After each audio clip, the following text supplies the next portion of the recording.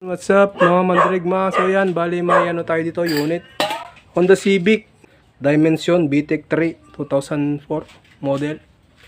Yan, isang paliwanag lang, mabilis ang paliwanag sa ABPMS. Yan, ABPMS, intake manifold cleaning, throttle body, EGR, map sensor, intake port. Yan. Yan, sa mga nagsasabing ano, yung iba sinasabi nila gasoline engine, hindi naman daw kailangan ng ABPMS or throttle body cleaning.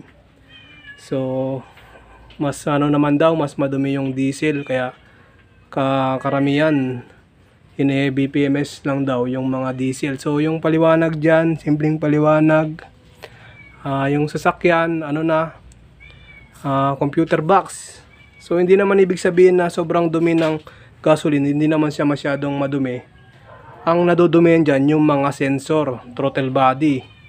So ang nangyayari, yung ECU natin, kapag marumi na yung mga sensor, hindi niya alam ang ibabato niyang signal, kung gaano karami yung ibabato niyang kuryente or gasolina. Kaya nagkakaroon pa rin ng low power kahit hindi siya masyadong barado sa intake manifold or throttle body. Kaya nangyayari, ang mga sensor ang nadudumihan. So kapag madumi yung mga sensor, anong mangyayari? Yung ECU, hindi niya alam ang signal kung gaano karami bang kuryente or gasolina. Kaya advice natin, every 50,000 to 80,000 km ABPMS, gasolina man or diesel. Yan. Kaya ang nangyayari, naglo-low power, tsaka malakas sa gas. Yun yung dahilan kung bakit kailangan pa rin nating na mag-ABPMS every 50,000 to 80,000 km. Yan, isang mabilisang paliwanag lang guys.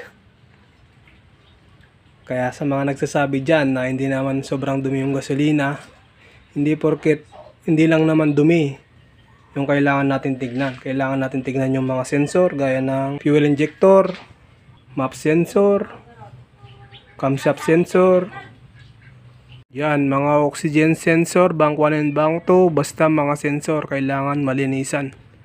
50,000 to 80,000 km kasama sa ABPMS package.